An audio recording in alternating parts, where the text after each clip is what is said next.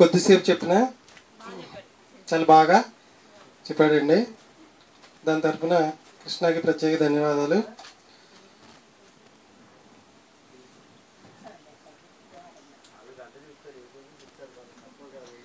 క్రితం ఆదివారం మనకి 2 పూట్ల క్లాసులు జరిగిందండి. మీ అందరికీ తెలుసు. పగలు 3 క్లాసులు, రాత్రి కూడా 3 క్లాసులు జరిగినాయి. ఆ రోజు వర్షం రాకుండా కాపాడినందుకు దేవుడికి మనం ప్రత్యేకంగా ధన్యవాదాలు చెప్పాలి. అందరికీ కూడా వాళ్ళు భోజనాలు ఏర్పాటు కూడా చేశారు. దేవుని పేరు మీద ఒక గ్లాస్ నీళ్ళు ఇచ్చినా దాని ప్రతిఫలాన్ని ఎవరు కూడా పోగొట్టుకోలేరని దేవుడు చెప్పాడు. కాబట్టి వాళ్ళు చేసిన దానికి దేవుడు తప్పక ప్రతిఫలం అనేది ఇస్తాడండి.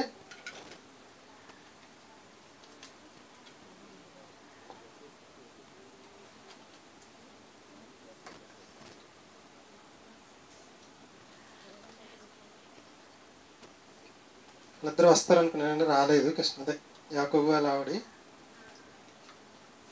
ఈరోజు మనం నేర్చుకోబోయే పాఠం అండి. క్రితం ఆదివారం అందరూ విన్నారు కదా. ఏం పాఠం అది? మన బ్రతుకులో, మన జీవితంలో సుఖం కావాలన్నా, నెమ్మది కావాలన్నా, సంతోషం కావాలన్నా, నెమ్మది కావాలి. నీ జీవితాంతం నువ్వు నెమ్మదిగా బతకాలన్నా, జీవితాంతం సుఖంగా గడపాలన్నా మనుషులందరి కొరకు, రాజుల కొరకు, అధికారుల కొరకు ప్రార్థన చేయాలని మనం విజ్ఞాపన చేయాలని, కృతజ్ఞతాస్తుతులు చెల్లించడం క్రితం ఆదివారం నేర్చుకున్నాం. దాంట్లో ముందు మాట ఒకటి ఉంది. ఏమనంటే మనము సంపూర్ణ భక్తియు మాన్యతయు కలిగి. అది పార్ట్ 2 అండి. నిన్న కొత్త ఆవిడ వచ్చిందని ఆవిడ గురించి 3వ పాఠం చెప్పేస్తాను. పార్ట్ 2 ఈరోజు చెప్తాను. మనుషులందరి కొరకు ప్రార్థన చేయమన్నాడు కదా. మీకు గ్రూప్లో తుఫాన్ అని మెసేజ్ పెట్టే గుర్తుందండి? ఎవరైనా తుఫాను మా పంటలు నాశనం చేయకుండా ఉండమని ప్రార్థన చేశారండి? దేవుడు చెప్పాడు. దేవుడు మనుషులందరి కొరకు అంటే ప్రస్తుతానికి తుఫాన్ అని పేపర్లో, టీవీలో, ఫోన్లో, వాట్సాప్లో తెగ వచ్చేస్తుంది. మనం మోకరించి తుఫాన్ రాకుండా ఆపటం మన వల్ల అవ్వదు. ఎందుకంటే తుఫాన్లు రావాలి, ఎండలు రావాలి, వానలు రావాలి, వరదలు రావాలి, భూకంపాలు రావాలి, అన్నీ రావాలి. కానీ దానివల్ల ఎక్కువ నష్టం జరగకుండా మా గ్రామంలో ఉన్నవాళ్ళు, మా పట్టణంలో ఉన్నవాళ్ళని, కొంత మా చుట్టుపక్కల పరిసర ప్రాంతాలు ఎటువంటి నష్టం చేయకుండా చేయమని మనం ప్రార్థన చేస్తే దేవుడు ఆపేస్తాడండి. సుందరరావు గారు చెప్పాడు, నేను గట్టిగా ప్రార్థన చేస్తే కరోనాని ఆపేయగలను అన్నాడు. చాలామంది ఈయన ఆపేస్తాడా అనుకున్నారు. మరి ఆ రెఫరెన్స్ని బట్టి ఏంటి? ఆపేయగలమండి. కాబట్టి మనుషులందరి కొరకు అంటే ఇప్పుడు ఇటువంటి టైంలో ఈరోజు మన ప్రసాదాలు ఇంటి దగ్గర కార్యక్రమం మనం ప్రార్థన చేయలేమని, ఎటువంటి వర్షం రాకుండా చక్కగా ప్రస్తాను. ఇది మనుషులందరి కొరకు చేసేది ప్రార్థన. మన కొరకు మనం చేసుకోవాలి, సంఘం కొరకు చేయాలి. ఇదంతా మనం చేసుకుంటూ ఉంటే మనం ఎలా ఉంటామంటే నెమ్మదిగా, సుఖంగా ఉంటాం. ఆ రెఫరెన్స్ ఒకసారి చూద్దామండి. 1వ తిమోతి పత్రిక 2వ అధ్యాయం 1వ వచనం. మనం చదివిందే 1వ తిమోతి పత్రిక 2వ అధ్యాయం 1వ వచనం. తిమోతి గారు రాసిన మొదటి పత్రిక 2వ అధ్యాయం 1వ వచనం. మనము అంటే క్రైస్తవులు అండి. సంపూర్ణ భక్తియు, మనము సంపూర్ణ భక్తియు. ఇది చూసుకోకుండా మన కొత్తగా వచ్చారని నేను ముందు చెప్పేసాను. మనము సంపూర్ణ భక్తియు. మనకు సంపూర్ణ భక్తి ఉంటేనే మనం ప్రార్థన చేస్తే దేవుడు వింటాడు. లింక్ మీకు అర్థమవుతుందా కృష్ణ? మనకు సంపూర్ణ భక్తి ఉంటేనే మనం ప్రార్థన చేస్తేనే మనకు నెమ్మది, సంతోషం వస్తుంది. ముందు మనకేముండాలి? సంపూర్ణ భక్తి. ఓకేనండి? మీ అందరికి తెలిసిన ఒక మాట, సంతుష్టి సహితమైన దైవభక్తి గొప్ప లాభ సాధనమై ఉన్నది. సంతుష్టి సహితమైన దైవభక్తి గొప్ప లాభ సాధనమై ఉన్నది. ఈరోజు మనం నేర్చుకునే పాఠం ఏంటంటే, క్రీస్తు యేసునందున్న వారు ఏ శిక్షా విధి లేదలో పార్ట్ 2 అండి. ఇది కిత్మారం చెప్పింది పార్ట్ 3 అండి. పాఠం పేరండి సంతుష్టి సహితమైన దైవభక్తి అంటే ఏమిటి? మాకు తెలియదా అని మీరు అనుకోవచ్చు. తెలియదని చెప్తాను. సంతుష్టి సహితమైన దైవభక్తి అంటే ఏమిటి? రెఫరెన్స్ చూసుకోండి మీరు. తిమోతికి రాసిన మొదటి పత్రిక, పౌలు గారు తిమోతికి పత్రిక రాస్తూ 6వ అధ్యాయం 6వ వచనం. తిమోతికి రాసిన మొదటి పత్రిక 6వ అధ్యాయం 6వ వచనం. సంతుష్టి సహితమైన దైవభక్తి గొప్ప లాభ సాధనమై ఉన్నది. భక్తి గొప్ప లాభ సాధనమా? దైవభక్తి గొప్ప లాభ సాధనమా? సంతుష్టి సహితమైన దైవభక్తి గొప్ప లాభ సాధన. నేను 3 ప్రశ్నలు అడిగాను మిమ్మల్ని. భక్తి గొప్ప లాభ సాధనమా? కాదు. అందరూ చేస్తున్నారు భక్తి. ప్రపంచంలో అన్నిలు చేస్తున్నారు, క్రైస్తవులు చేస్తున్నారు. భక్తి ఎప్పుడూ కూడా లాభ సాధనం కాదు. దైవభక్తి కూడా గొప్ప లాభ సాధనం కాదు. కానీ సంతుష్టి సహితమైన దైవభక్తి గొప్ప లాభ సాధనం. క్రితం ఆదివారం మనం నేర్చుకున్నది నెమ్మది కలిగి ఉండాలంటే మనం సుఖంగా బ్రతకాలంటే. ఇప్పుడు ఈరోజు నేర్చుకునేది గొప్ప లాభం అంటే దానికి దానికి ఎన్ని లాటరీలు కూడా సరిపోవు. గొప్ప లాభ సాధనమై ఉన్నది ఏంటది? సంతుష్టి సహితమైన దైవ భక్తి. మీకు ఒక 5 విషయాలు చెప్తాను వినండి. మన అవసరాల్లో ధనం కూడా ఒకటి. మన అవసరాల్లో ఆహారం కావాలి, వస్త్రాలు కావాలి, ఇల్లు కావాలి, బండి కావాలి, అలాగే ధనం కూడా కావాలి. ధనం అనేది ఒక అవసరం మాత్రమే, కానీ మనిషి ధనమే అన్నిటికీ మూలం అంటున్నాడు. ఈరోజు లోకంలో ఏమంటున్నారంటే ధనమే అన్నిటికీ మూలం అంటున్నారు, కానీ మనం ఏమనాలంటే మన అవసరాల్లో ధనము మాత్రం ఒకటి. మనిషికి ధనమే అన్నిటికీ మూలం అంటున్న మనిషికి ఏమైందంటే ఆ మనిషికి ధనమే దేవుడై కూర్చున్నాడు. పాయింట్ నెంబర్ 2 అంటే ధనం మన అవసరం, ధనం మనకి ఆధారము కాదు, మూలము కాదు. ధనం అనేది మన ఒక అవసరం, అది మనకి ఆధారము కాదు, మూలము కాదు. ధనం అవసరం మాత్రమే, దేవుడు మాత్రం ఇప్పటికీ మనకు తోడుగా ఉండేది దేవుడేనండి. ధనం మాత్రం ఇప్పుడు కూడా మనకి దేవుడు అవ్వకూడదు. 3వ పాయింట్ చెప్తానంటే దేవుని పిల్లలమైన మనం అందరం దేవుణ్ణి ఆధారం చేసుకుని, జాగ్రత్తగా ఉండేది, దేవుని పిల్లలమైన మనం అందరం దేవుణ్ణి ఆధారం చేసుకుని దానంతా మన అవసరాలన్నీ తీర్చేసుకోవాలి. అర్థమైందని చెప్పి మీకు, దేవుని పిల్లలమైన మనం అందరం దేవుణ్ణి ఆధారం చేసుకుని, దేవుణ్ణి బేస్ చేసుకుని ధనంతా మన అవసరాలన్నీ తీర్చేసుకోవాలి. ధనం దేవుడు కాదు. మీకు అర్థమవుతుందని నేను చెప్పేదండి. ధనంతో మన అవసరాలన్నీ తీర్చుకోవాలి. పౌలు తిమోతికి రాస్తున్న మాట ఏంటంటే సంతుష్టి సహితమైన దైవభక్తి గొప్ప లాభ సాధనమై ఉన్నది. గొప్ప లాభం రావాలంటే ఒక సాధనం ఉందంటండి. మంచిగా మనకు నెమ్మది రావాలంటే ఒక సాధనం ఉంది. మన జీవితంలో మనకు సంతోషం కావాలంటే మనకు ఒక సాధనం ఉంది. అదే అందరి కొరకు, అధికారుల కొరకు ప్రార్థన చేయడం. ఇప్పుడు గొప్ప లాభం రావాలంటే ఒక సాధనం. ఒక సాధనం అంటే ఒక వస్తువు లాంటిది. దాంతో మనం పని చేసుకోవచ్చు. అందరి కోసం ప్రార్థన చేసి, అధికారుల కొరకు, రాజుల కొరకు ప్రార్థన చేస్తే ఒక సాధనంగా దాన్ని వాడుకుంటే మనం నెమ్మదిగా, సంతోషంగా జీవితాంతం బ్రతుకుతాం. ఇప్పుడు ఇక్కడ ఒక సాధనం దొరికింది, మన గొప్ప లాభ సాధనము. మన గొప్ప లాభం రావాలంటే ఒక సాధనం ఉంది. ఆ సాధనం ఏంటంటే సంతుష్టి సహితమైన దైవ భక్తి. సంతుష్టి సహితమైన దైవ భక్తి. క్రీస్తు యేసునందున్న వారికి ఏ శిక్షా విధియు లేదు. 100% గ్యారెంటీ అండి. సంతుష్టి సహితమైన దైవభక్తి కలిగిన వారే, చెప్పండి, క్రీస్తు యేసునందున్న వారండి. సంతుష్టి సహితమైన దైవభక్తి ఎవరు కలిగి ఉంటారో వాళ్ళే క్రీస్తు యేసునందున్న వాళ్ళు. సంతుష్టి సహితమైన దైవభక్తి లేని వాళ్ళందరూ కూడా అపవాది నందున్నట్టే, పేరుకు మాత్రం క్రైస్తవులుగా పిలువబడతారండి. అదే పౌలు గారు దీని గురించి కొంత అచ్చట కొంత ఇచ్చట. బైబిల్ మనకు అంతా ఒక చోట ఉంటుంది. సంతుష్టి సహితమైన దైవభక్తి గొప్ప లాభ సాధనమైనది. సంతుష్టి సహితమైన దైవభక్తి అంటే ఏంటని కింద ఇవ్వాల. సంతుష్టి సహితమైన దైవభక్తి గొప్ప లాభ సాధనం అని రాస్తూ కింద సంతుష్టి సహితమైన దైవభక్తి అంటే ఏంటో రాయిలా రాస్తే మనం అక్కడ చదివేసుకున్నాం. దీనికి మొక్క లేదంటే కొంత అచ్చట కొంత ఇచ్చట ఎక్కడ రాయబడిందో చూపిస్తానండి, ఈరోజు చూసుకోండి. అదే పౌలు గారు హెబ్రీలకు రాసిన పత్రికలో రాశారండి దీని యొక్క పార్ట్ 2. అదే పౌలు గారు హెబ్రీలకు రాసిన పత్రిక 13వ అధ్యాయం 5వ వచనంలో రాశారు. చూడండి, 13వ అధ్యాయం 5వ వచనం. ధనాపేక్ష లేని వారై మీ కలిగిన వాటితో తృప్తి పొంది ఉండుడి. క్రీస్తు యేసునందున్న ప్రతి క్రైస్తవుడు గుర్తుంచుకోవాల్సిన, ప్రతి క్షణం గుర్తుంచుకోవాలండి ఈ మాట. మన భక్తి జీవితానికి ఆధారం కూడా ఇదే.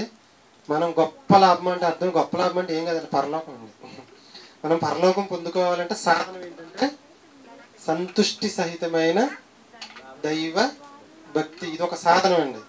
సంతుష్టి సహితమైన దైవభక్తి అంటే ఏంటో పౌలు గారు చెప్పాడు హెబ్రీ పత్రిక 13:5లో. ఏం చెప్పాడంటే ధనాపేక్ష లేని వారే మీకు కలిగిన వాటితో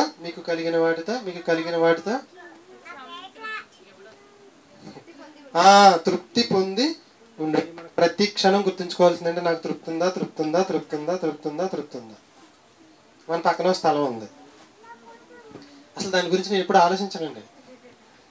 మనకు కలిగిన వాటితో మనం సరిపోవట్లేదండి ఇది. అది రావాలి అని నా మనసులో ఉన్నంతకాలం నేను నరకానికి పోతానండి. మంద కాదు కదా, మందది మంద కాదు.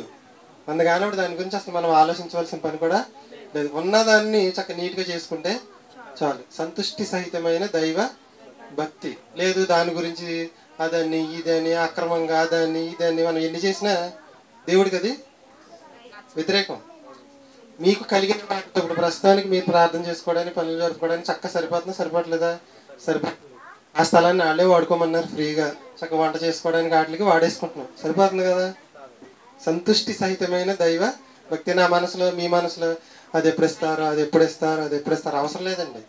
వెళ్ళాము, అడిగాము, వదిలేసాము. ఆ రోజు వదిలేసాను నేను. ఇంక మర్చిపోవాలంతే. కలిగిన వాటితో తృప్తి పొంది భక్తి జీవితాన్ని కొనసాగించండి. లేని దానికోసం ఆశపడి భక్తి జీవితాన్ని కొనసాగించడం అనేది మీరు ఏ స్థితిలో ఉన్నారో ఆ స్థితిలోనే దేవుణ్ణి మహిమ పరచాలి. ఇప్పుడు చెప్పండి మళ్ళీ. ఎబ్రీ పత్రిక 13:5 ఏమనుందండి? ధనాపేక్ష లేని వారే మీకు కలిగిన వాటితో తృప్తి పొంది ఉండుడి. ఈ తృప్తి కలిగి నువ్వు దైవభక్తి కొనసాగిస్తేనే నీ దైవభక్తి గొప్ప లాభ సాధనం. సాధనం అంటే ఒక వస్తువు లాంటిది అనమాట. సంతుష్టి సహితమైన దైవభక్తి అంటే అర్థం ఏంటండి? ధనాపేక్ష లేకుండా మనకు కలిగిన వాటితో తృప్తి చెంది మన భక్తి జీవితాన్ని కొనసాగించడం. ఇదే మనకు గొప్ప లాభ సాధనం. కలిగిన వాటితో తృప్తిగా భక్తిని కొనసాగించాలి. అప్పుడు నువ్వు చేసే భక్తి నీకు గొప్ప లాభాన్ని చేకూరుస్తుంది. నీ జీవితంలో నీకు తృప్తి లేకుండా నువ్వు ఎంత భక్తి జీవితాన్ని చేసినా అది నీకు ఎటువంటి లాభాన్ని కూడా ఇవ్వదుగాక ఇవ్వదండి. కలిగిన వాటితో తృప్తిగా భక్తిని కొనసాగించేవాడే, కలిగిన వాటితో తృప్తిగా తన యొక్క భక్తిని కొనసాగించేవాడే క్రీస్తు యేసునందు ఉన్నవాడు. అటువంటి వాడికి ఎటువంటి శిక్ష విధి కూడా లేదు. తృప్తి లేకుండా భక్తిని కొనసాగించేవాడికి శిక్ష ఉంది, విధి కూడా ఉందండి. పలానా సెక్షన్ ప్రకారం ఇతనికి ఈ శిక్షని దేవుడు వేయటం అనేది జరుగుతుంది. ఇప్పుడు చెప్పండి. లేని దానికోసం ఆశపడకండి. ఏదో చేయాలి, ఏదో కొనాలి, ఏదో తినాలి, ఏదో ధరించాలి, ఎక్కడికో వెళ్ళాలి,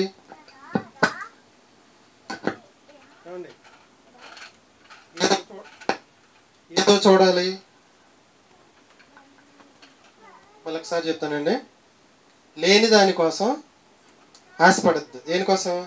ఏదో చేయాలని, ఏదో కొనాలని, ఏదో తినాలని, ఏదో ధరించాలని, ఎక్కడికో వెళ్ళాలని, ఏదో చూడాలని అన్నీ వదిలి వాటి కోసం మనిషి ఏం చేస్తున్నారంటే ఆరాటపడడం అనేది జరుగుతుంది. వాటి కోసం ఏం చేస్తున్నారంటే మనుషులు అప్పులు కూడా చేయడం అనేది జరుగుతుంది. కాబట్టి తృప్తి లేని భక్తిపరుడు, చిన్న ఉపమానం చెప్తాను వినండి. ఉపమానం ఏంటంటే తృప్తి లేని భక్తిపరుడు, తృప్తి లేని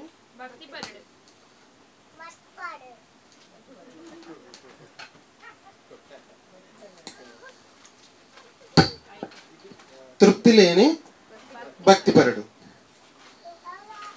2 నెలల తర్వాత నాకు ఒక 60,000 రూపాయలు వచ్చే డబ్బులు ఉన్నాయి.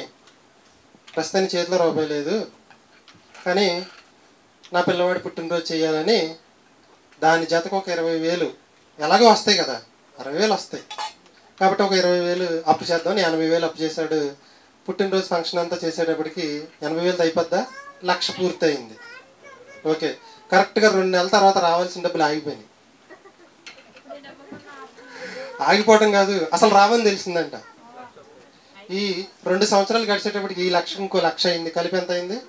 2,00,000 అయింది. అప్పుడు ఏడుతో కూర్చుంటే అంత అప్పులో ఉన్న మనిషి 2,00,000 తిరగ రాస్తే 2,00,000 అయింది. 2,00,000కి నెలకి 4,000 5,000 వడ్డీ కట్టాలనుకుంటే ఎంతసేపు బైబిల్ చదువుతాడు, ఎంతసేపు భక్తి మీద ఉంటాడు చెప్పండి? అటు ధ్యాస అంతా ఎక్కడ ఉంటుందంటే నా మనసంతా నువ్వే అన్నాడు. నా మనసంతా అప్పు మీదే ఉంటుంది, దేవుడు లేదు, భక్తి లేదు. అప్పుడు అనుకుంటాడు ఏమనంటే అసలు ఆ రోజు నేను చేసింది అవసరం అంటావా? కాముగా పిల్లవాడికి ఒక కేక్ తీసుకొచ్చి 4 పిల్లలను కోస్తే 15 రూపాయలు లేదా 150 రూపాయలు లేదా 200 రూపాయలు వదిలిపోయేదానికి తృప్తి లేకుండా ఎప్పుడో వస్తాయని అప్పు చేసి కూర్చుంటే వచ్చేవి కూడా ఆగిపోతే పరిస్థితి ఏంటండి? తృప్తి లేని భక్తి జీవితం. కాబట్టి ఇప్పుడు కూడా ఏదో వస్తాయని మనం ముందే చేసేసి కూర్చున్నాం అనుకోండి, దేవుడు ఖచ్చితంగా వాటిని రాకుండా ఆపేస్తాడండి. ఎందుకని? వీడు దేన్ని ఆధారం చేసుకుని అప్పు చేశాడు? నాకు పలానా సంవత్సరంలో లేదా పలానా నెలలో పలానా రోజుల తర్వాత నాకు కొంత డబ్బు వస్తుందని ఆధారం చేసుకుని అప్పు చేస్తావు. ఎవరి మీద ఆధారపడలేదండి ఇతను? దేవుడి మీద ఆధారపడలే. అంటే దేవుడి మీద ఆధారపడి అప్పులు చేయమని కాదండి. ఓకేనా? లేని దానికోసం ఆశపడొద్దండి. ఏదో చేయాలి, ఏదో కొనాలి, ఏదో తినాలి, ఏదో ధరించాలి, ఎక్కడికి వెళ్ళాలి, ఏదో చూడాలి, ఇవన్నీ కూడా వదిలేయండి. వాటి కోసం అప్పులు మాత్రం ఎట్టి పరిస్థితుల్లో కూడా చేయొద్దండి. వచ్చేదానికోసం ఎదురు చూస్తూ అప్పు చేస్తే దేవుడు దాన్ని ఏం చేస్తాడండి? రాకుండా చేస్తాడు. కాబట్టి మనం జాగ్రత్తగా ఉండాలి, సంతృప్తి కలిగి జీవించాలి. అయ్యో అప్పు చేయకుండా ఉంటే బాగుండేది అని అనుకుంటే ఉపయోగం ఏమైనా ఉంటుందండి? ఉండదు. అవ్వాల్సింది కాస్త అయిపోయింది. అవునండి. మళ్ళీ ఒకసారి చూసుకుందాం. ధనాపేక్ష లేని వారే మీ కలిగిన వాటితో సంతుష్టి సహితంగా దైవభక్తిని కొనసాగిస్తే మనకు గొప్ప లాభ సాధన. 2 రెఫరెన్స్ కలిపి చెప్తున్నానండి మీకు. ధనాపేక్ష లేని వారే మీకు కలిగిన వాటితో సంతుష్టి సహితంగా దైవభక్తిని కొనసాగిస్తే మన దైవభక్తి మనకు గొప్ప లాభ సాధనం. చర్చకు వచ్చే ముందు, ఇంటికి వెళ్ళిన తర్వాత, బయలుదేరే ముందు మొత్తం మన మైండ్లో ఉండాలంటే నాకు తృప్తి ఉందా లేదా? తృప్తి లేకుండా చర్చికి వెళ్ళినా వేస్ట్.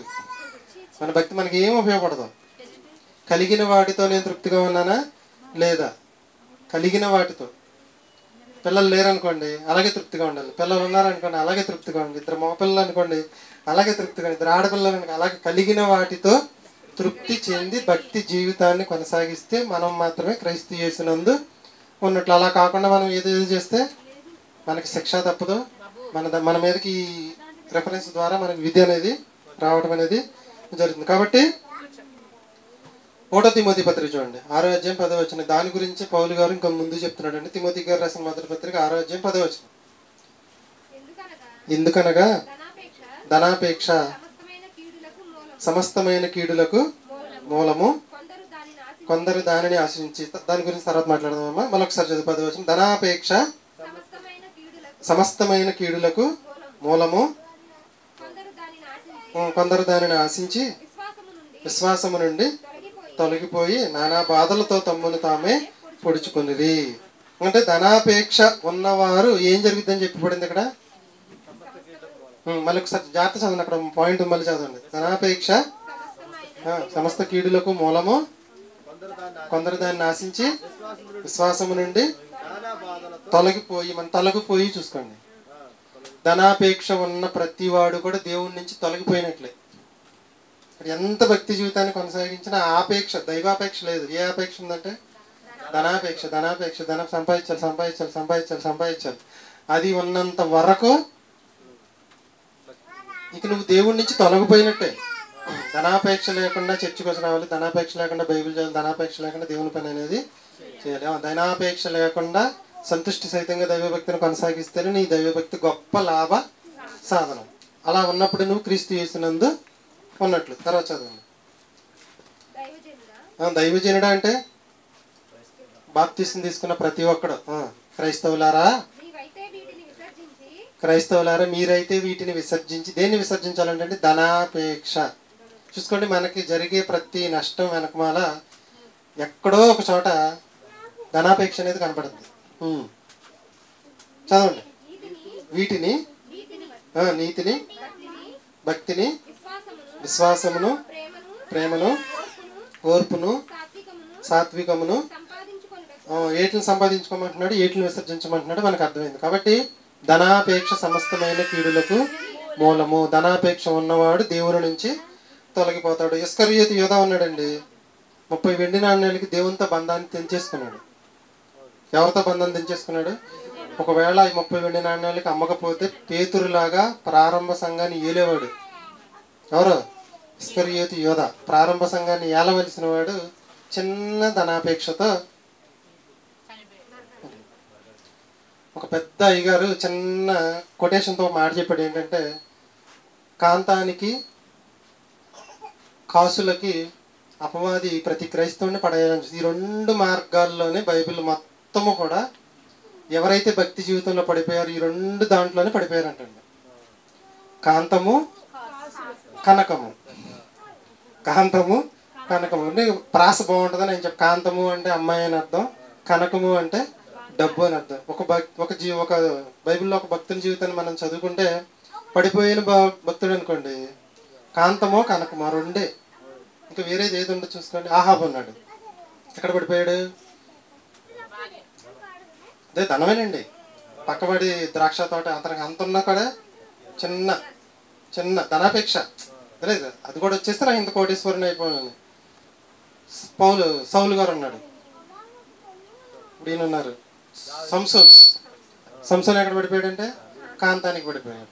ఇస్కరియోతు ఎవరో పడిపోయాడంటే కనకానికి. ఈ రెండు. కాబట్టి ప్రతి క్రైస్తవుడు ఈ ఇద్దరు విషయాల్లో చాలా జాగ్రత్త, అత్యంత జాగ్రత్త కలిగి ఉండాలి. ఇప్పుడు ఈరోజు మనం నేర్చుకునేది ఏంటంటే సంతుష్టి సహితమైన దైవభక్తి గొప్ప లాభ సాధనమై ఉన్నది. సంతుష్టి సహితమైన దైవభక్తి అంటే మీకు కలిగిన వాటితో ధనాపేక్ష లేని వారే సంతృప్తి కలిగి భక్తి జీవితాన్ని కొనసాగించాలి. అలా కొనసాగించిన వాడికి ఎటువంటి శిక్ష ఉండదు, ఎటువంటి విధి కూడా క్రీస్తు రెండో రాకడలో ఉండదు. మన ధనాపేక్ష ఉన్నంత వరకు దేవుడితో బంధాన్ని మన చేతులతో మనం తెంచేసుకున్నట్టు. కాంతానికి కనకానికి చాలా జాగ్రత్త వహించమని మనకు బైబిల్ చెప్తుంది. ఎంత పెద్ద భక్తుడైనా ఆ రెండింటి దగ్గర పడిపోయారు. యోధా ఉన్నారు, పేతురు గారు ఉన్నారు, అబద్ధమే చెప్పాడు. ఏ విషయంలో? యేసుక్రీస్తుతో పాటు నువ్వు ఉన్నావు కదా అంటే ఏమన్నాడు? అబద్ధం చెప్పాడు. అబద్ధం చెప్పినప్పటికి పరదేశంలో ఉన్నాడు. ఇస్కరియోతు యోధా యేసుక్రీస్తు ఎవరో నాకు తెలుసని నిజం చెప్పి అగ్నిగుండంలో ఉన్నాడు. కారణం ఏంటంటే ఇతను మనకి ధనానికి దాసుడైపోయాడు. 30 వెండి నాణ్యాలు చివరికి చక్కగా ఏమన్నా 30 వెండి నాణ్యాలతో ఏమన్నా బిర్యానీ కొనుక్కుని తిన్నాడు, ఇల్లు ఏమన్నా కట్టుకున్నాడు అంటే తీసుకెళ్ళి దేవాలయంలో పారేశాడు. అంతే, ఏం ఉపయోగించుకోవాలి. వాళ్ళు కూడా ఆ డబ్బుని వాళ్ళు ఉపయోగించుకోవాలి. ఒక పొలాన్ని కొని పాతి పెట్టడానికి పక్కన పెట్టేశారు అంతే. కాబట్టి ప్రారంభ సంఘాలని ఏలవలసిన వాడు మరణాన్ని కొని తెచ్చుకున్నాడు. కారణం ఏంటంటే ధనాపేక్ష అండి. కాబట్టి ఈరోజు క్రైస్తవ సంఘాల్లో చాలా మంది ఇస్కరియోతు యోధాలు ఉన్నారంటండి. క్రైస్తవ సంఘాల్లో చాలా మంది ఇస్కరియోతు యోధాలు ఉన్నారు. అంటే అర్థం ఏంటి? ధనాపేక్ష కలిగిన ప్రతి వాడు ఇస్కరియోతు యోధ యేసుక్రీస్తుని అమ్మేశాడరా అని అనుకుంటున్నారు. మొన్న కృష్ణ చెప్పాడు యాకోబుల ఇంటి దగ్గర. దేని గురించి చెప్పాడండి? అవ్వ పండుదించింది, తప్పు చేసింది, అవ్వ పండుదించి. ప్రతి క్రైస్తవుడు చిన్న అసలు వాక్యం సరిగ్గా తెలియనివాడు కూడా చెప్పే మాట ఏంటంటే అవ్వ పండుదించింది, ఆదాము గారు తిన్నాడు, ఇద్దరు కలిసి తిన్నారని చాలా చీప్గా మాట్లాడేస్తున్నారు వాళ్ళు. ఒక్కసారి మీరారు. మనం ప్రతిరోజు ఆజ్ఞ అనేది మీరుతున్నారు. జీవవృక్ష ఫలాలు పండు తెంపక ముందు తిన్నారు. ఈరోజు మనం ప్రతిరోజు తినే అవకాశం ఉంది. జీవవృక్ష ఫలాలు ఏంటంటే మన చేతిలో ఉన్న దేవుని యొక్క వాక్యం అండి. కాబట్టి ఇప్పుడు చెప్పండి, సంతుష్టి సహితమైన దైవభక్తి గొప్ప లాభ సాధనమైనది. సంతుష్టి సహితమైన దైవభక్తి అంటే ధనాపేక్ష లేని వారే మీకు కలిగిన వాటితో తృప్తి కలిగి మీ యొక్క భక్తి జీవితాన్ని కొనసాగిస్తే అప్పుడు మాత్రం నువ్వు క్రీస్తు యేసునందు ఉన్నట్లు. లేదు నీకు ధనాపేక్ష ఉంది అంటే నువ్వు దేవునితో బంధాన్ని తెంచేసుకున్నట్లు. దేవునితో బంధాన్ని తెంచేసుకుంటే పరిస్థితి ఏంటో మీకు తెలుసు. కాబట్టి సంతుష్టి సహితమైన దైవభక్తి మనం అందరం కూడా కలిగి ఉండాలి. కాబట్టి దానికి సంబంధించి కొన్ని రెఫరెన్స్లు చూపిస్తానండి మీకు. ఒకవేళ సంతుష్టి సహితమైన దైవభక్తి లేకపోతే మనం ఎంత భక్తి జీవితాన్ని కొనసాగించినా వేస్ట్ అండి. అసలు ఏ లాభం ఉండదండి. అసలు లాభమే లేదు. లాభం లేదంటే నష్టమే. అంతేనండి. చూసుకుందాం. మనం క్రీస్తు యేసునందున్న వారికి ఏ శిక్ష విధి లేదు. సంతుష్టి సహితమైన దైవభక్తి గొప్ప లాభ సాధనమైనది. సంతుష్టి సహితమైన దైవభక్తి అంటే మీకు కలిగిన వాటితో తృప్తి చెంది. మీకు కలిగిన వాటితో తృప్తి, కలిగిన వాటితో తృప్తి. ఏం కలిగి ఉంటే తృప్తిగా ఉండొచ్చు. ఇప్పుడు బండి ఉంటే తృప్తిగా ఉండొచ్చా? సైకిల్ ఉంటే తృప్తిగా ఉండొచ్చా? కారు ఉంటే తృప్తిగా ఉండొచ్చా? ఇల్లుంటే తృప్తిగా ఉండొచ్చా? అద్దిల్లుంటే తృప్తిగా ఉండొచ్చా? రేకుల షెడ్లో ఉంటే తృప్తిగా ఉండొచ్చా? చెట్టు కింద ఉంటే తృప్తిగా ఉండొచ్చా? అది కూడా బైబిల్ చెప్పిందండి. ఓకేనా? చూద్దాం. 1 తిమోతి పత్రిక 6:6 సంతుష్టి సహితమైన దైవభక్తి గొప్ప లాభ సాధనమై ఉన్నది. సంతుష్టి సహితమైన దైవభక్తి అంటే మీకు కలిగిన వాటితో ధనాపేక్ష లేని వారే మీకు కలిగిన వాటితో తృప్తి చెంది ఉండదు. ఏం కలిగి ఉంటే తృప్తిగా ఉండొచ్చు. అంటే మనం మొక్కలుగా తగ్గొట్టుకుంటూ ముందుకు వెళ్తున్నాం. 1 తిమోతి పత్రిక 6:6 పౌలు గారు తన కుమారుడైన ఆత్మీయ కుమారుడైన తిమోతి గారికి రాస్తూ చెప్తున్నాడు, మనం ఈ లోకంలోనికి ఏమీయూ తేలేదు, దీనిలో నుండి ఏమీయూ తీసుకొని పోలేదు. ఒకసారి 6వ వచనం చదవండి. చదువుతూ కంటిన్యూషన్ అయితే మీకు బాగా. సంతుష్టి సహితమైన దైవభక్తి గొప్ప లాభ సాధనమైనది. సంతుష్టి సహితంగా ఉండడం అంటే ఏంటి? 7వ వచనంలో ఉందండి. మనం ఈ లోకంలోనికి ఏమీయూ తేలేదు, దీనిలో నుండి ఏమీ తీసుకొని పోలేము కాగా మీకు కలిగిన వాటితో తృప్తి అంటే అన్నము వస్త్రము. ఇక్కడికి వచ్చిన వాళ్ళకి అన్నము వస్త్రం లేని వాళ్ళు ఎవ్వరు లేరండి. అక్కడ ఇల్లు అనే మాట రాయలేదు, చూసుకోండి మీరు. ఇల్లు ఉందా లేకపోయినా పర్లేదని అర్థం. ఇప్పుడు కృష్ణ వాళ్ళు ఉన్నారు, అద్దెకుంటున్నారు. 10 లక్షలు పెట్టి స్థలం కానీ 10 లక్షలు పెట్టి ఇల్లు కొనాల్సిన పని లేదు. నెలకి ఎంత అద్దె కృష్ణ? 1300తో ఇల్లు వచ్చేస్తుంది. ఖచ్చితంగా ఇల్లు ఉండాలని ఏమి లేదు. నువ్వు ఏముంటే తృప్తిగా ఉండొచ్చో రాయించాడు దేవుడు. అంటే అన్నము వస్త్రం, ఇవి ఈ రెండు లేని వాళ్ళు ఈ ప్రపంచంలో చాలా తక్కువ మంది ఉంటారు. కానీ అన్నీ ఉన్నవాడు ఈరోజు ఏం లేకుండా బతుకుతున్నాడు అంటే తృప్తి లేకుండా. తృప్తిని మించిన గట్టిగా చెప్పండి, తృప్తిని మించిన ఐశ్వర్యం. అంటే ఐశ్వర్యం ఉన్నవాడి కన్నా తృప్తి ఉన్నవాడే గొప్పవాడండి. అంతేనంటారా? తృప్తి లేదనుకోండి, నీకు ఎంత ఉన్నా ఇష్టం. కాబట్టి కలిగిన వాటితో తృప్తి చెంది ఉండుడి. కలిగిన వాటితో ఏమి కలిగి ఉంటే తృప్తిగా ఉండాలి అంటే అన్నము వస్త్రము. అందరికి ఉందండి, హ్యాపీగా బతకొచ్చు, తృప్తిగా బతకొచ్చు. నాకు దేవుడు ఉన్నాడని జీవితాన్ని ముందుకి కొనసాగించదు. ఒకవేళ తినడానికి వస్త్రము, కట్టుకోవడానికి వస్త్రం, తినడానికి తిండి లేకపోతే ఒక్కసారి దేవుడికి ప్రార్థన చేస్తే ఎవరో ఒకళ్ళ ద్వారా నీకు సాయం అనేది దేవుడు అందిస్తాడండి. తర్వాత చూసుకోండి 8వ వచనం. 8వ వచనం మరొకసారి చదవండి. కాగా అన్న వస్త్రములు గలవారమై ఉండి, ఈ అన్నము వస్త్రము కలిగి తృప్తిగా ఉంటూ సంతుష్టి సహితంగా దైవభక్తిని కొనసాగిస్తే మనకు గొప్ప లాభ సాధనం మన భక్తి జీవితం. అప్పుడే మనం క్రీస్తు యేసునందు ఉన్నట్టు. తర్వాత ఒకవేళ అలా కాదు, నాకు అన్నము వస్త్రం తృప్తిగా లేదు, నేను ధనవంతుడిని అవ్వాలి. ధనవంతులగుటకు అపేక్షించు వాడన్న ధనాపేక్ష అన్న ఒకటే, అంతే కదా అర్థం? ఒకవేళ నాకు ధనాపేక్ష కావాలి అంటే వెంటనే ఏం జరుగుద్ది అంటే దేవుడికి నీకు బంధం కట్ అయిపోద్ది. కట్ అయిపోయిన వెంటనే ఏమవుతుందంటే శోధకుడు వస్తాడు. శోధకుడు వచ్చి నీకు శోధనలు కలిగిస్తాడు. ఊరి ఎవరు పెట్టుకున్నారంటే యోధా గారు పెట్టుకున్నారు. అవివేకయుక్తములైన హానికరములైన అనేక దురాశలలోనూ పడుదురు. అట్టివి మనిషిని నష్టములోను నాశనములోను ముంచివేయును. నష్టంలో నాశనంలో ముంచేస్తుంది. కారణం ఏంటంటే ముందు ఏం జరిగిందంటే వీడికి తృప్తి అనేది లేదు. తృప్తి లేకపోవడం వల్ల ఏం కలిగి ఉన్నాడంటే ధనాపేక్ష. ధనాపేక్ష ఎప్పుడైతే కలిగి ఉన్నాడో దేవుడితో బంధాన్ని కట్ అయిపోద్ది. కట్ అయిపోయిన వెంటనే నీకు జరిగేది శోధన, వేదన, ఉరి, నష్టము, నాశనము. అవివేకయుక్తములైన అనేక హానికరములైన దురాశలలోనూ పడుదురు. అవి నష్టములోను నాశనములోను మనిషిని ముంచిపోయినంటే ఒక అర్థంలో తీసుకోవాలంటే నరకానికి వెళ్ళిపోతారని అర్థం.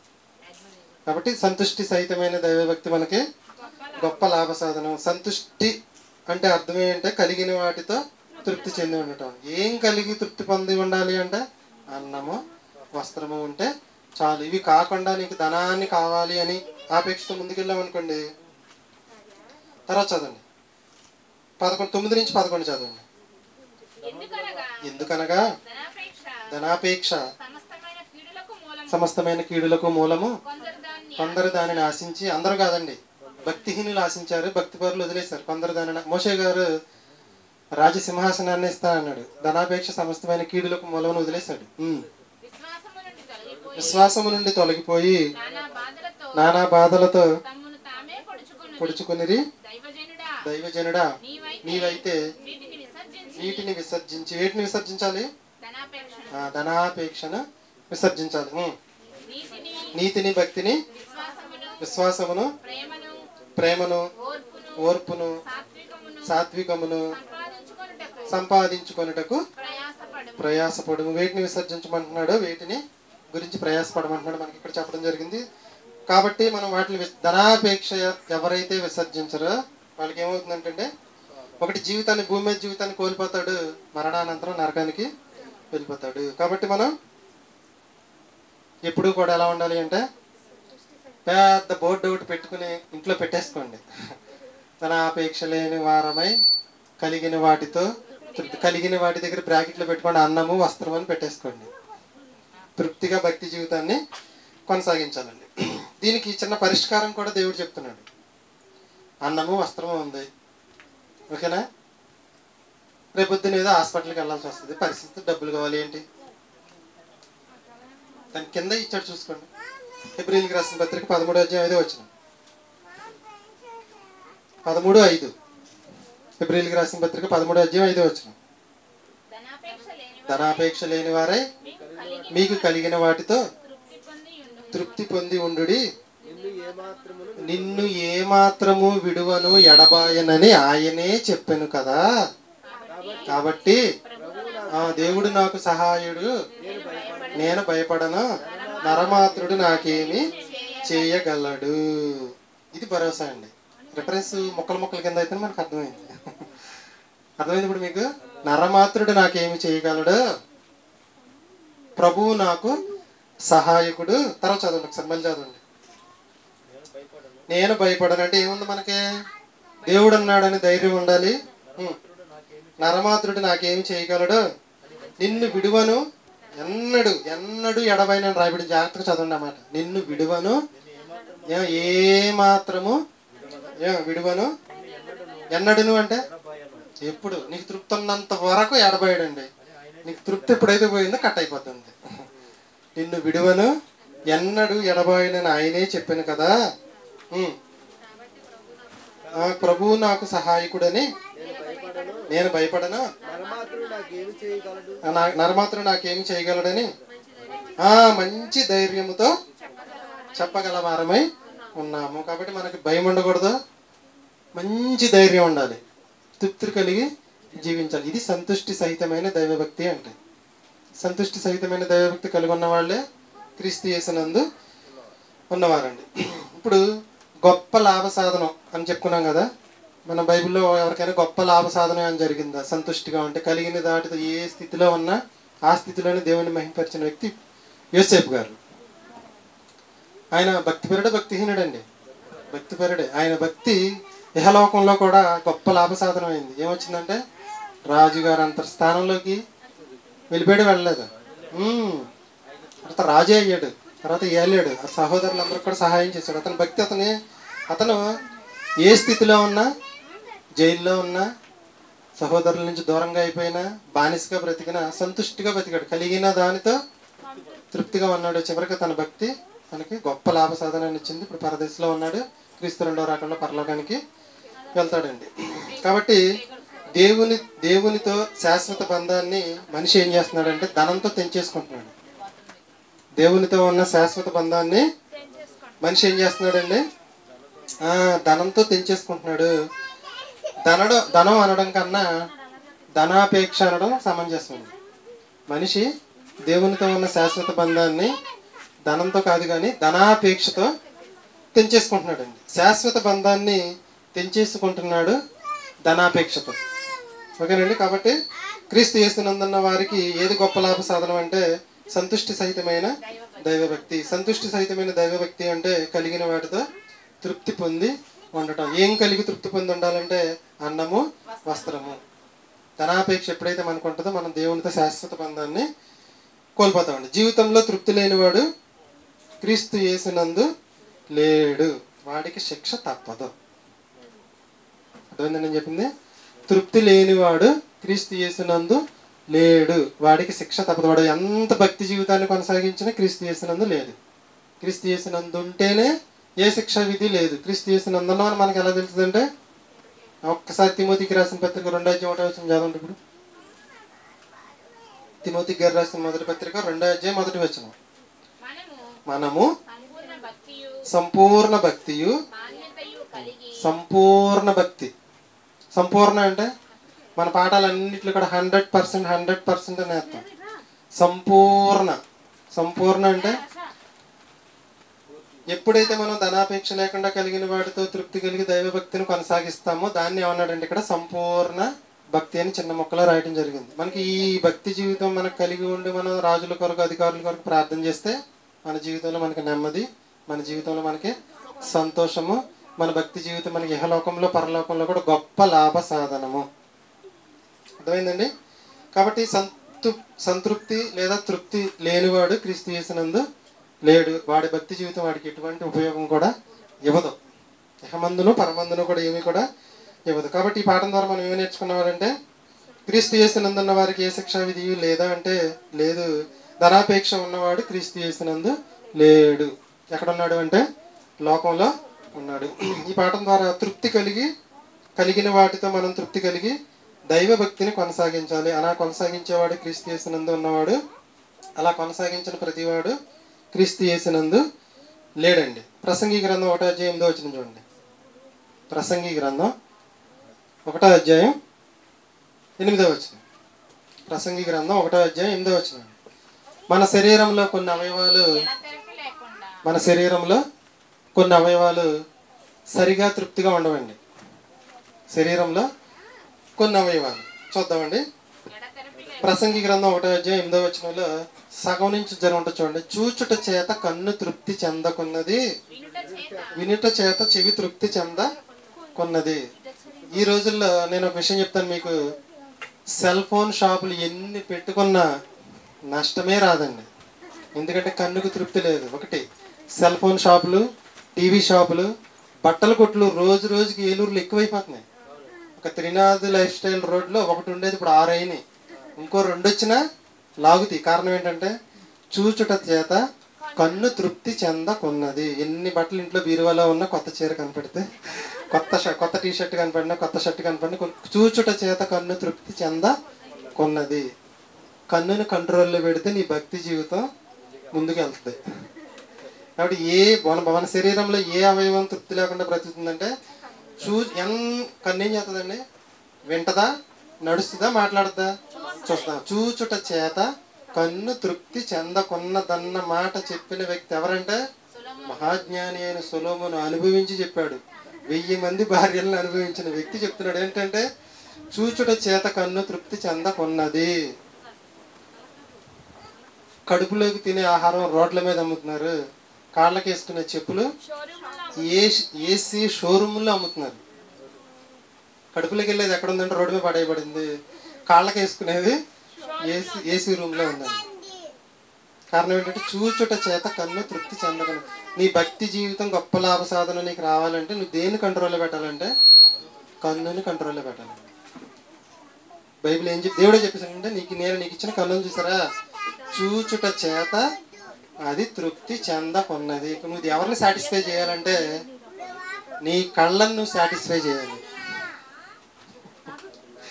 నేను షాప్లోకి వెళ్తున్నాను, 2 టీ షర్ట్లు కొనుక్కుని వచ్చేస్తానని ముందు కళ్ళకి చెప్పాలి. అది అక్కడికి వెళ్ళిన తర్వాత 20 చూస్తుంది, 40 చూస్తుంది, 30 చూస్తుంది. ఆ 2 బయటికి రండి. 2 కొనుక్కుని నా షాప్ వాడు ఏమంటాడంటే మీరు 2 కొంటే ఇది ఫ్రీ అంటాడు. ఇది ఫ్రీ మీకు రావాలంటే ఇంకో 2 కొనాలంటాడు. అక్కడికి వెళ్ళేది 5 అయినాయి. నాకు ఈ 2 కావాలని బయటకు వస్తారు చూసారా, కళ్ళని ఏం చేసినట్టంటే కంట్రోల్లో పెట్టినాడు. కాబట్టి మనకు ధనాపేక్ష లేదని ఎలా తెలుస్తుంది అంటే నీ కన్ను నీ కంట్రోల్లో ఉంటే. ఒకళ్ళ కన్ను ఒకళ్ళ కంట్రోల్లో ఉంది. ఎవరంటే ఆయన యోసేపు గారు కళ్ళని ఎలా పెట్టుకున్నాడంటే కంట్రోల్లో పెట్టుకున్నాడు. యోబు గారు తన కళ్ళని కంట్రోల్లో పెట్టుకున్నాడు. భక్తి పరులైన వాళ్ళందరూ కళ్ళని కంట్రోల్లో ఎందుకు పెట్టుకున్నారు అంటే కలిగిన వాటితో వాళ్ళు తృప్తి చెంది ఉన్నారు. వాళ్ళకి తెలిసింది ఏంటంటే చూచుట చేత కన్ను తృప్తి చెందదు. కాబట్టి దీన్ని ఏం చేయాలంటే కంట్రోల్లో పెట్టాలని యోబు గారు పెట్టాడు, యోసేపు గారు పెట్టాడు. భక్తులందరూ కంట్రోల్లోనే పెట్టారు. దావీదు గారు తప్పు చేసిన తర్వాత నుంచి తన కళ్ళని చాలా కంట్రోల్లో పెట్టుకున్నాం. మన కంటిని మనం కంట్రోల్లో పెట్టుకుంటేనే కలిగిన వాటితో తృప్తి చెంది ఉంటాం. అప్పుడే మనం క్రీస్తు యేసునందు ఉన్నట్లు. ఇంకోటి చూద్దామండి. దాని తర్వాత చదవండి. అదే ఒకటి ప్రసంగి గ్రంథం 1వ అధ్యాయం 8వ వచనం సగం నుంచి. చూచుట చేత కన్ను తృప్తి చెందకున్నది, వినుట చేత చెవికి తృప్తి కలుగటలేదు. చెవితో మనం ఆనందించి ఏమన్నాయండి? అసలు విజయప్రసాద్ రెడ్డి గారు ఎన్ని పాటలు వస్తున్నాయో, వంశీ గారు ఎన్ని పాటలు వస్తున్నాయో, విజయ్ కుమార్ గారు ఎన్ని వస్తున్నాయో, బిఓఏలు ఎన్ని పాటలు వచ్చినా ఇంకో పాట వచ్చిందంటే మనకి ఎలా ఉంటుందంటే ఇంకోటి వినాలి. ఇది తప్పు కాదు. దేవుని మా పాటలు ఏంటో తప్పు కాదు. ఇక చాలు అని అనమంటండి ఇవి, కన్ను కానీ చెవి కానీ. తర్వాత చూడండి. కానీ ఇక్కడ 3వది ఎందుకు రాయలేదండి? నోరు గురించి ఎందుకు రాయలేదంటారు? కడుపు నిండా భోజనం పెట్టేస్తే చివరిలో ఏమంటుంది? అది ఇక చాలు అంటుంది. కన్ను చాలు అంటదా? అనదు. కాబట్టి కంటిని చాలా కంట్రోల్లో పెట్టాలి. తర్వాత చదవండి. ప్రసంగి గ్రంథం 5:10. ప్రసంగి గ్రంథం 5వ అధ్యాయం 10వ వచనం. చాలా జాగ్రత్తగా వెళ్ళాలి. మంచి పాట అండి. ప్రసంగి గ్రంథం 5వ అధ్యాయం 10వ వచనం. ప్రసంగి గ్రంథం 5వ అధ్యాయం 10వ వచనం. ఒకవేళ డబ్బే మనకు తృప్తినిస్తుందని అనుకుంటే దేవుడు ఏం చెప్తున్నాడు చూడండి. ద్రవ్యమును అపేక్షించువాడు ద్రవ్యము చేత తృప్తి చెందడంటండి. దేని మరి ఇంకా ధనాపేక్ష ఎందుకు, మనకి వేస్ట్ కదా. కోట్ల రూపాయలు ఉన్నా వాడికి ఏముండదంటండి, తృప్తి ఉండదంట. అది వ్యర్థమే. ఇంకా తృప్తి లేనప్పుడు ఎంత డబ్బు ఉంటే ఏంటి ఉపయోగం చెప్పండి. ద్రవ్యమును అపేక్షించేవాడు, ధనాపేక్ష కలిగి ద్రవ్యమును అపేక్షించేవాడు ఆ ధనము చేత తృప్తి చెందడు. ఇంకా మరి ద్రవ్యం ద్వారా తృప్తి వస్తుందా అంటే రాదు. మన పాత నిబంధనల భక్తులను వదిలేద్దాం. మీ అందరూ తెలుసు. కొత్త నిబంధనల భక్తులను చూపించి ముగించేస్తాను. పౌలు గారు ఫిలిప్పీ పత్రిక 4:11. ఫిలిప్పీలకు రాసిన పత్రిక 4:11. పౌలు గారు భక్తిపరుడేనండి, భక్తిపరుడే. పౌలు గారు భక్తిపరుడే. ఫిలిప్పీలకు రాసిన పత్రిక 4:11. నాకు కొదవగలిగినందున నేను ఇలాగ చెప్పట్లేదు. అది ఇక్కడ మీ పేరు రాసుకోండి. ఎవరికి వాళ్ళ పేరు రాసుకోండి. నేను ఏ స్థితిలో ఉన్నాను అంటే కలిగి ఉన్నాను లేకున్నాను. నేను ఏ స్థితిలో ఉన్నాను ఆ స్థితిలో సంతృప్తి కలిగి నేర్చుకొని ఉన్నాను. క్రైస్తవులందరూ నేర్చుకుంటేనే క్రీస్తు యేసునందున్నట్టండి. నేను ఏ స్థితిలో ఉన్నాను సంతృప్తి కలిగి నేర్చుకోవడం అంటే వింటే రాదు, ఎవరికి వాళ్ళు నేర్చుకోవాలి. సంతృప్తి కలిగి పౌలు గారే నేర్చుకున్నాడంటే మనం కూడా చదవండి మళ్ళీ ఒకసారి. నేను ఏ స్థితిలో ఉన్నానో ఆ స్థితిలోనే సంతృప్తి కలిగి నేర్చుకొని ఉన్నాను. 6:8 చూడండి. 1 కొరింథీ పత్రిక 6:8. 1 తిమోతి పత్రిక అండి 6:8 చదివేశారు. అన్న వస్త్రములు గలవారమై వాటితో తృప్తి పొంది ఉండుడని ఎవరు చెప్పారు?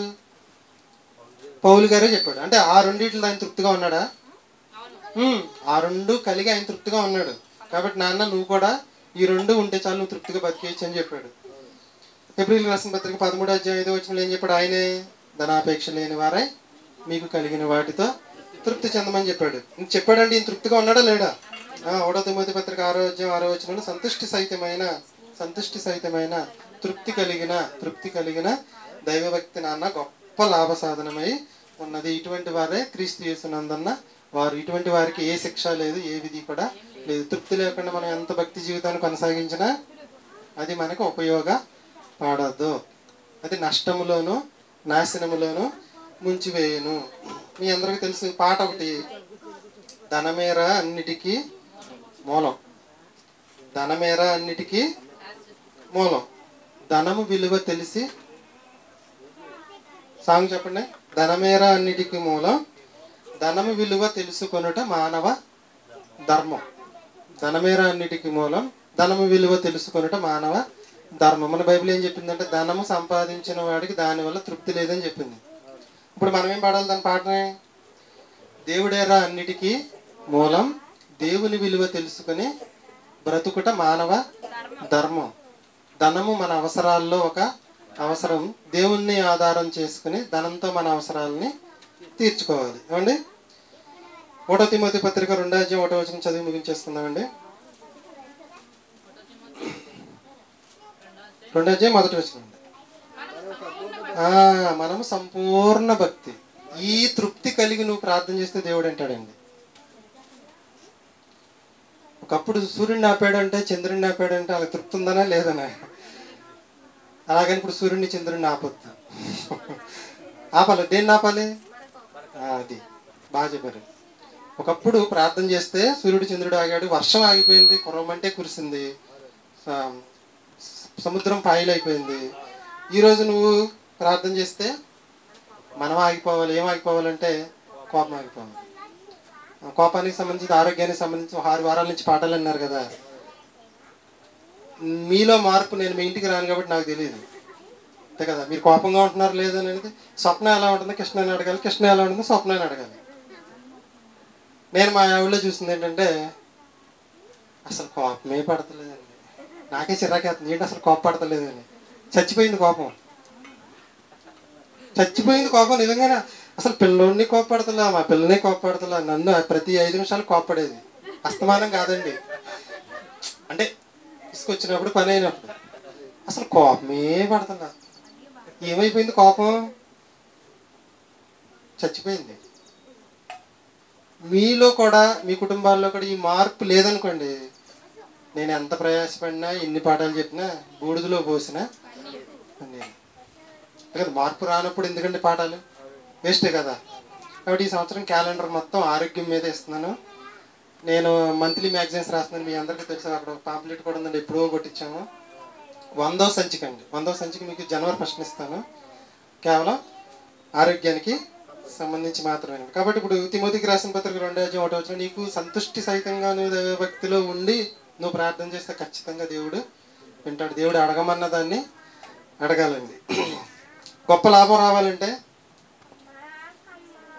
సంతుష్టి సహితంగా ఉండాలి. సంతుష్టి అంటే కలిగిన వాటితో తృప్తి. ఏమి కలిగి అంటే అన్నము వస్త్రము కలిగి మన భక్తి జీవితాన్ని మనం కొనసాగిస్తే మన గొప్ప లాభ సాధనం. అటువంటిప్పుడు నువ్వు కలిసి అందరి కోసం ప్రార్థన చేస్తే నీకు జీవితంలో నెమ్మది ఉంటుంది, సంతోషం కూడా ఉంటుంది. దీనికి లింక్ అయింది ఏంటంటే ధనాపేక్ష. ఎప్పుడైతే నువ్వు ధనాపేక్ష నీ మైండ్లోకి వచ్చిందో నీ భక్తి కట్ అయిపోద్ది. ముందు దేవుడితో బంధం కట్ అయిపోద్ది. దేవుడితో బంధం ఎప్పుడైతే కట్ అయిపోయిందో నీకేముంటుందంటే అపవాదితో బంధం అనేది వస్తుంది. ఏమొచ్చింది మనకి? ధనాపేక్ష ఎప్పుడైతే ఎంటర్ అయిందో దేవుడికి మనకున్న బంధం కట్ అయిపోయిందో వెంటనే ఏం జరిగిద్దంటే నువ్వు ప్రార్థన చేసిన దేవుడు వినడం, నీకు నెమ్మది ఉండదు, సంతోషం ఉండదు. కాబట్టి ధనాపేక్ష చాలా ప్రమాదం. క్రైస్తవులను దేవునికి దూరం చేసే చిన్న ఆయుధం అండి, అపవాది వాడే ఆయుధం. ఏమండి అంత